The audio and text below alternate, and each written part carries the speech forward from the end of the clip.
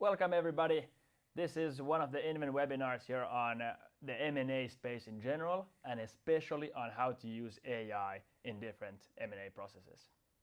Today we have a very special guest, Risto Siilasmaa, who has been the founder of WithSecure, F-Secure, and now helping us out as an investor as well with Inven. And welcome, Risto. It's great to be here. Awesome. Let's start off with this, Risto. I mean, you've been a part of a lot of, I'm assuming, M&A processes, and you have a lot of in-house M&A teams as well that are working on these.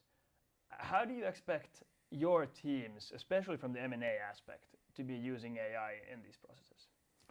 Well, nowadays I would expect them to use AI as a central tool. Mm-hmm. They should get the data on the space of possible targets from AI. They should be using it to evaluate those companies. They should be using it to see what's changing and also forecast future changes, which is probably the most difficult but the most important one. Because you always want to skate where the puck is going instead of where it is. In the cases when you're talking with your teams, is it typically so that they're using like the ChatGPTs of the world? Or is it more about like custom tools? What have you seen that the teams are doing? Well, the internal tools are typically Excel. Yes. Where do they get the data to Excel? From ChatGPTs and then from platforms such as the Inven platform. Yeah. Okay, cool. And when you get this information, let's say they're talking about like their pipeline of potential deals or something like this, how do you expect to get this data from them? Is it more like, hey, here's like an Excel list of the targets? Or is it typically more about like, you want to see like a continuous flow of all the targets? How is that typically done in your companies in general? Well, when I used to be a CEO, I wanted to know the key potential targets personally. So I always used to meet with the CEOs of my biggest competitors on an annual basis. And once you have done that for 5 years, 10 years, you tend to know the companies and the people pretty well. Which means that if there's some action going on, you know who to call, and that person will take your call, and you know who's their wife and how many kids they have and so forth. But as a chairman or as a board member or as a shareholder, I don't have that access. So I expect to get fairly well analyzed sort of short lists and well argumented case stories why we should do what they are recommending us to do. From the CEO perspective, I get the idea of the kind of relationship building, and that's really the core. From the board perspective, is it like how do you like know that the team is doing a good job who's kind of running the M&A processes here in general? Is it more that the vibe that you get that like, hey, all of these presentations are really nice and they have good data and that kind of thing? Or do you like expect to see just like a long list? How do you measure that performance of these like in-house M&A teams? Well, typically as a board member, I would ask the CEO, what does a good process look like? And how would you as a CEO measure that? What's your KPIs? Because as CEO of Inven, you need to tell me what criteria you use, and then I'm actually evaluating you when we have that discussion. Because that's the board's duty.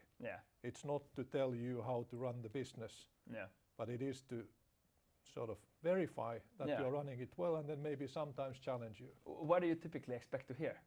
Or what do you want to hear in this kind of cases? Like in a general sense, obviously like industry expertise is one thing, but like process, that kind of I would expect the CEO to start from the strategy of the company. So the way we do M&A should be a reflection of our strategic objectives. And how we analyze the potential targets, what type they are, what size they are, where they are located, that should be a reflection of the strategy. Okay, super interesting. So a lot of the time you do an M&A process and you work a lot on that deal, but in the end you don't end up doing that deal or something happens to it. Do you have any examples of this kind of cases where you've been a big part of it, it doesn't go through, And any insights on if there's like a data point or a signal that could have been done earlier in the process that would have saved you time in that process? Well, many examples. Most of the processes don't end up in a success. Of course, the ones that pass a certain point typically end up in a success, but overall you need to try 10 times to get one right. Is that what you typically see? Like, there's a lot of attempts before getting like one deal through, or what's the ratio? It's really hard to sort of calculate, because you just talk to a lot of companies on a regular basis without even actively think that we will buy them or they will buy us. So when do you really start sort of acknowledging that this process is an M&A process? So maybe 10 times of sort of half lazy discussion that I think might end up in an M&A process will lead to one that happens. Makes sense. I really don't know. Makes sense. It's very similar, I'd assume, with when we talk about like growth equity or something like that, and VCs. It's a lot of the times getting to know, sometimes the sales meeting from us, and it's a potential investment meeting for them, but a lot of those meetings is needed for when to actually like potentially move on. But I think a key topic is to decide in advance what are the sort of thresholds for quitting the process, what are the thresholds for moving forward. What kind of thresholds have you typically used? So of course valuation is one key aspect. If you have not decided what your sort of valuation expectation is in advance, or you haven't decided what it is based on clearly, then it's too easy to allow your emotions to guide you. So you want to do the deal, so you just keep on increasing the price or the offer all the time until you get it, and then in the end you have paid too much. So in many cases where processes I have been involved in have failed, they have failed because we just didn't want to pay as much as the other party wanted. And there a data platform like yours can be really valuable, because during the negotiations, which can be sometimes very short, but oftentimes they last for months or even a few quarters, lots of things happen. And if you sort of have an expectation of what should happen to the target company over that time, and you discuss that with the CEO, the owners of the target in the beginning, then whatever deltas there are, you can sort of try to dig deeper. Why is there this delta? And this is what VCs do always. So you meet a new company, you start a funding discussion, you set certain expectations for the company's progress during those discussions, and when they deviate, you say that we can't pay as much anymore, the valuation just came down because you are not doing what you told us you would do. Classic. Thankfully, when we were doing our fundraising, we were hitting big sales records, which helped a lot with the process. But talk a bit about the valuation is a whole big thing in this space, and I'm assuming a lot of like banks are used for that, like investment banking services. How have you liked to do the valuation of companies? Do you typically like use investment banks? Do it in-house? What has been your process? I mean, you've done a lot of M&A deals. Well, for the bigger deals, especially if either party is a publicly listed company, you sort of have to have an investment bank to make the process look right. And by the way, one thing that I really like from the investment banks, when I think about what does a good investment bank look like, how do they behave, is when they tell me that, hey, let's not do this. Does that happen often? No, it doesn't happen often. But the ones that want to create trust, they want to build a long-term relationship, they are more prone to tell you that, hey, let's not do this. And that builds trust. But also, again, a platform like Inven can give you data that would tell you that, hey, now this deal is not looking better, it's actually starting to look worse because of the latest data. Makes a lot of sense. How do you evaluate? I mean, you talked a bit about like building trust with the investment banks. How do you evaluate which investment banks to work with? Obviously, there's a big relationship component, but potentially more in the like pitching phase. I'm assuming there's a lot of pitches that get sent your way and that kind of stuff. How do you evaluate like this is probably the one that we want to potentially work with? It depends on who takes the initiative. I think we need to reward the investment banks that bring the best ideas. So if somebody approaches you and brings a novel idea, something that we have not thought about before, I would be prone to work with them on that deal because I think it's fair. But if we take the initiative, then of course we look for people we have worked with before. We trust them, we know their pros and cons. And then we look sometimes for brand. So for example, currently involved in a take private, and in the country where this is happening, all take privates in the tech sector have been done by a single bank. So it's sort of the safe and easy solution to work with that same bank. Makes sense. And it's Goldman Sachs, so it's a good name. Yeah. And that helps. But it's also a team that we know very well. Is a big part of it just like, hey, it's a safe bet, taking Goldman Sachs obviously is an extreme example of it, or is it a lot about like evaluating the people in it, or like how good their ideas actually are and that kind of thing, or is the majority in reality like, I know the brand, let's go with this? Yeah, when you take the initiative, you know what you want to achieve, then we don't need their great ideas anymore. You just want great execution. And when you deal with publicly listed companies and the authorities, the financial supervision, lots of lawyers, auditors, then the trust component is very important.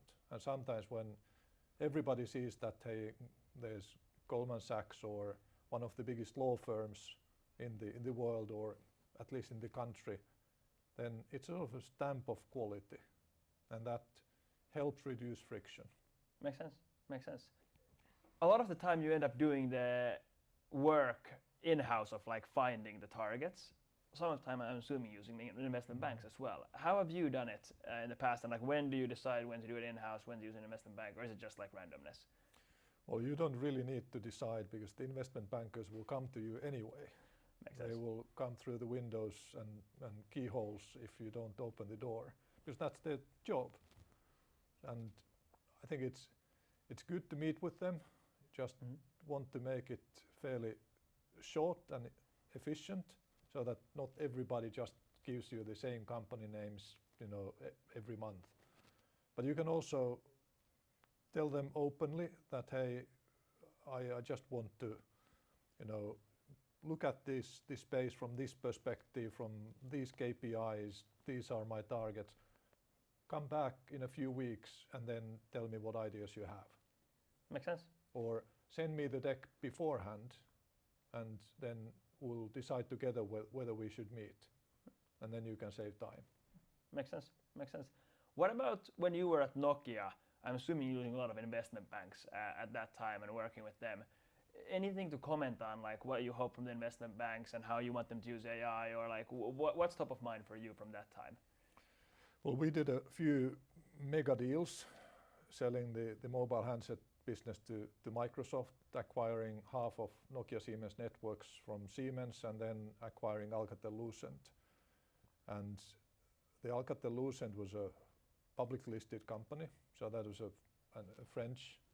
French-US company, dual listed, so a fairly complicated transaction.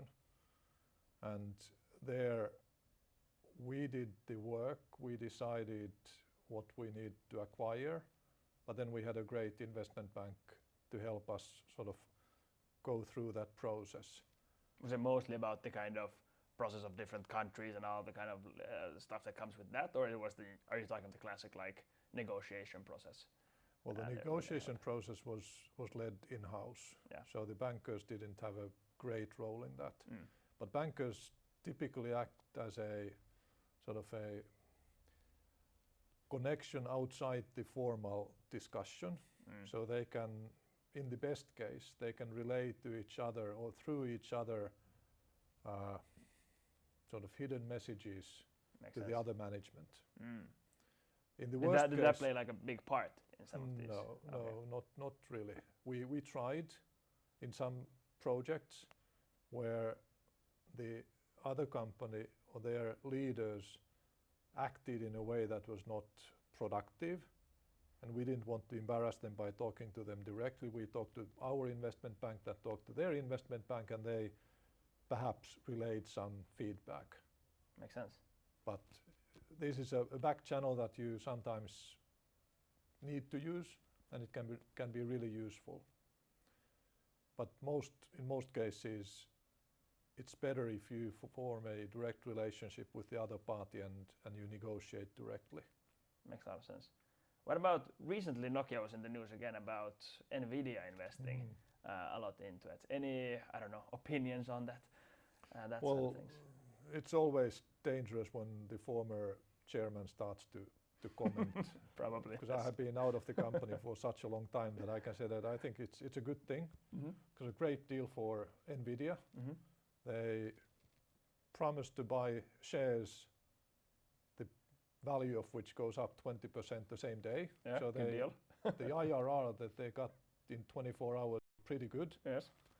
And then they also firmed up a strategic relationship with one key player in the mobile communications market. So it's really a win-win for NVIDIA and maybe a win for Nokia as well. Yeah, makes sense. Yeah, I agree.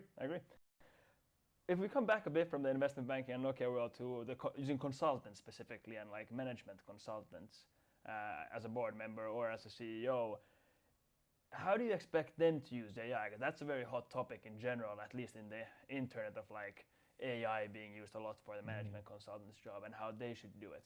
Any opinions on how consultancy specifically should use AI? Where do you see the most potential in that space?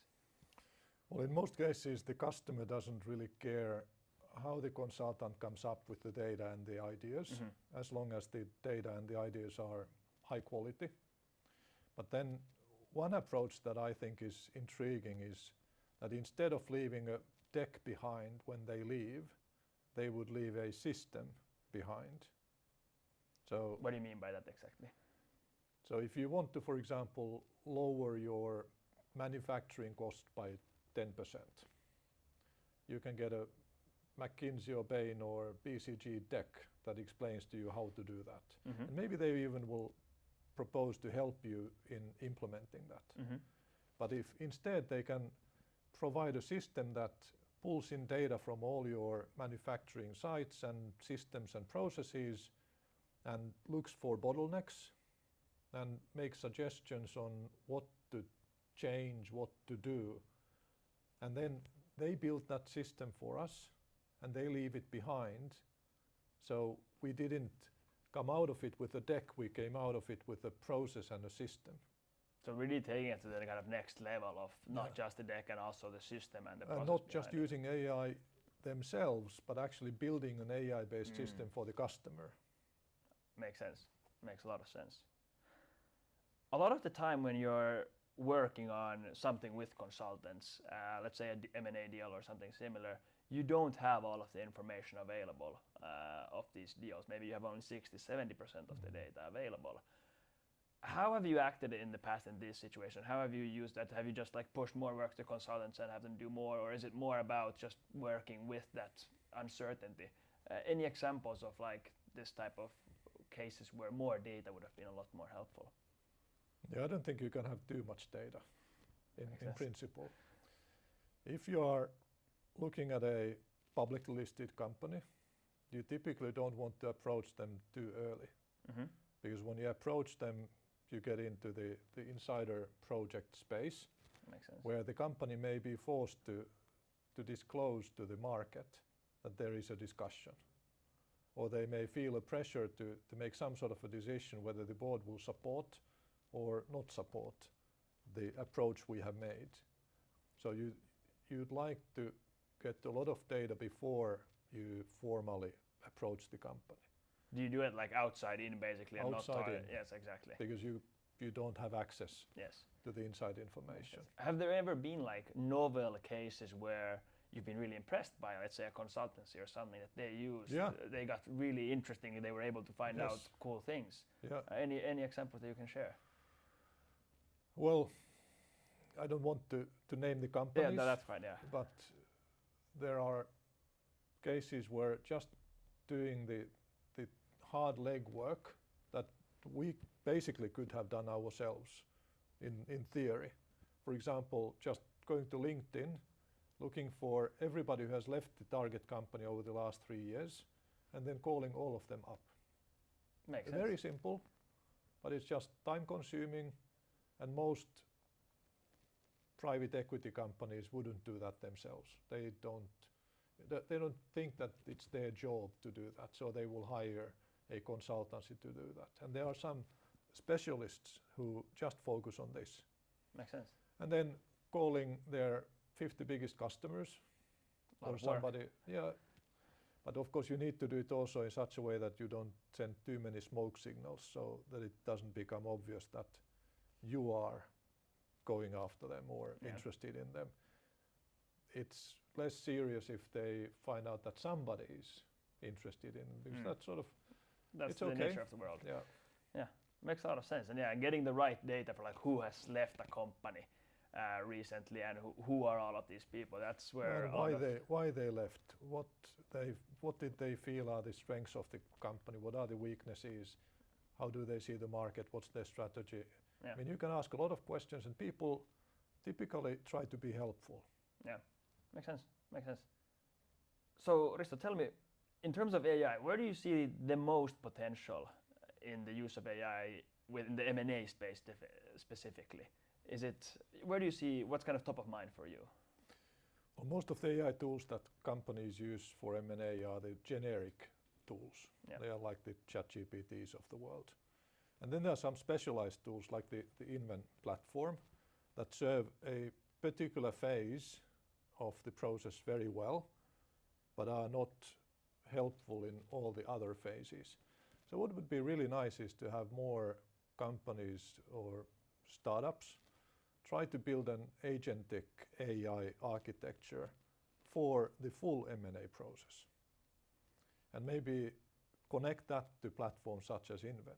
So provide a bridge between specialist vertical M&A AI services and products and platforms, and then coordinate across the whole process. When you say across the whole process, I mean, Inven plays mostly in the kind of finding the companies, handling that pipeline, and then maybe some of the creation of the materials and doing the first outside in DD part.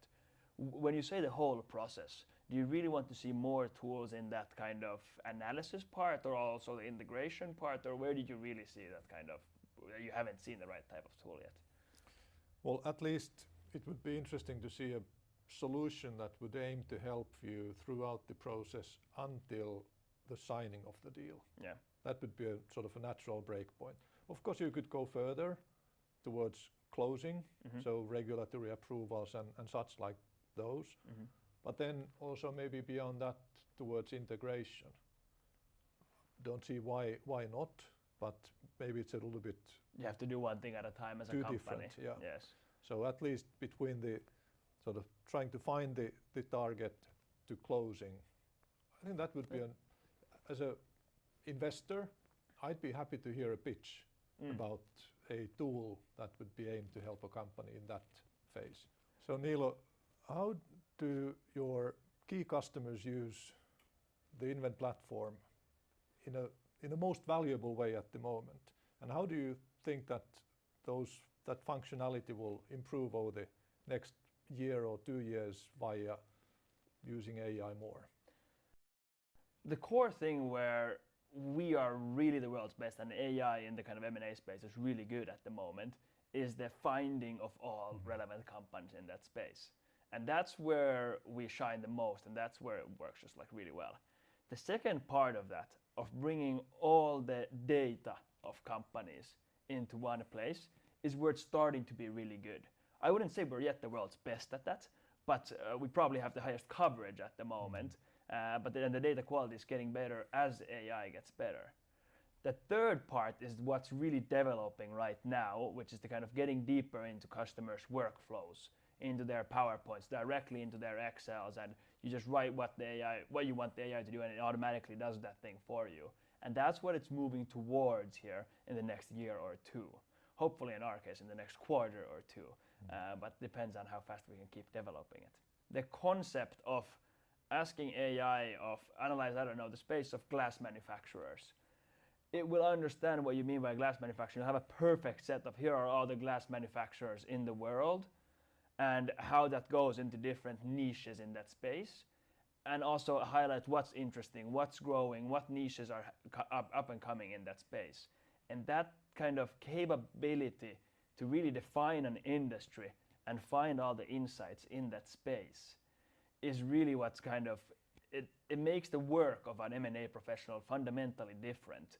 It's not probably that fundamental and magical for the rest of the world, but for a consultant whose job it is to analyze markets, the fact that the AI can tell you which are the companies in that space, and here's all the data in that space, it's fundamentally different. Because, well, when I was at McKinsey, a big chunk of my work was just going through company websites and finding data for those companies.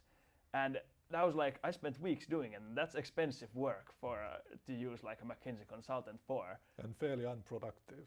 Exactly, and that whole piece, it's like very close to being done fully by AI, and in a year or two it's going to be significantly better than what an intern or something like that could do. So that's a big jump that's happening in the space, that the analysis of companies and entire industries especially gets to the next level. Because right now the companies part is fairly good, but the entire industry, it's much more difficult. We're running out of time, so thank you everybody for joining us, and thank you Risto for bringing all of the insights from the investment banking, in-house M&A, CEO board, and all of these different angles, and how that should be handled with AI and M&A and how that's changing. Huge thank you for being here. Thanks, Neil, it was fun. Yeah. If any questions come up, please feel free to ever send us a message. Our team can always help you out in any way. And yeah, thank you again. Thanks.